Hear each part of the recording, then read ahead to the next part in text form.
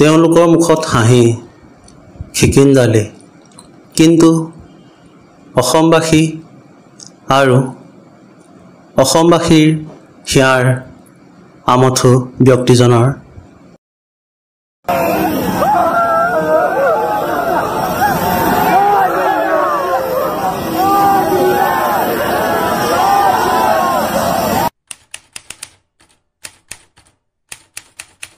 মই যে কৈছিলো এৰি নিদিয়ে দাদা, এতিয়াও মোক এৰি নিদিলে দাদা, চবেই এৰি দিলে দাদা,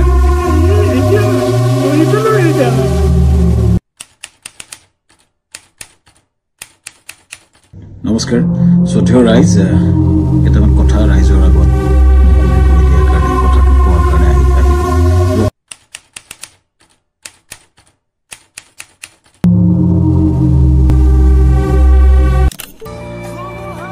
কিন্তু সেইটো সময়ত মেনেজাৰ কি দায়িত্ব আছিলে? তেওঁক পানীলৈ ঠেলি দিম এইবিলাক চাই থকা শুনি থকা নাই, মানে নিজে তাত অংশগ্ৰহণ কৰা নে জুবিনদাৰ ছেফটি নিশ্চিত কৰা? যদি তেওঁৰ কিবা কাম তেওঁৰ শৰীৰৰ কাৰণে আৰু জীৱনৰ কাৰণে কিবা বিপদ আনিব পাৰে, এইটো তেখেতে বিচাৰিলেও বাধা দিয়াটো কাৰ কাম আছিলে? মেনেজাৰৰ কাম আছিলে। জুবিনৰ ছিকিউৰিটি, মেডিকেল, ৰেস্কিউ টিম সকলোবোৰ নিশ্চিত কৰি ৰখাটো কাৰ কাম আছিলে? মেনেজাৰৰ কাম আছিলে। লগতে তাৰ ষ্টাফ তেওঁলোকৰ কি দায়িত্ব আছিলে?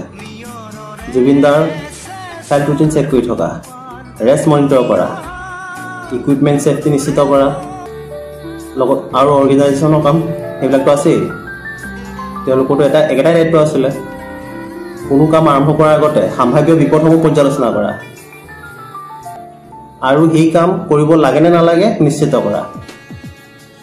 ইমাৰ্জেঞ্চি সময়ৰ কাৰণে সকলো ৰেডি কৰি ৰখা, হস্পিটেলৰ পৰা ধৰি উদ্ধাৰ দলৰ পৰা ধৰি চিকিৎসা কৰ্মী, কোনো দুৰ্ঘটনা বা বিপদ ঘটিলেই তৎক্ষণাত যাতে সাহায্য প্ৰদান কৰিব পাৰে। আৰু পাৰফৰ্মাৰ, মেনেজমেণ্ট আৰু ষ্টাফ সকলোৰে মাজত যোনবিলাক নীতি নিয়ম থাকে, সুৰক্ষাৰ দৃষ্টিভংগীয়ে হওক নাইবা যিকোনোৱে, এই সকলোবোৰ চবকে বুজাই দিয়া আৰু এইটো পালন কৰিবলৈ সিহঁতক বাধ্য কৰোৱা।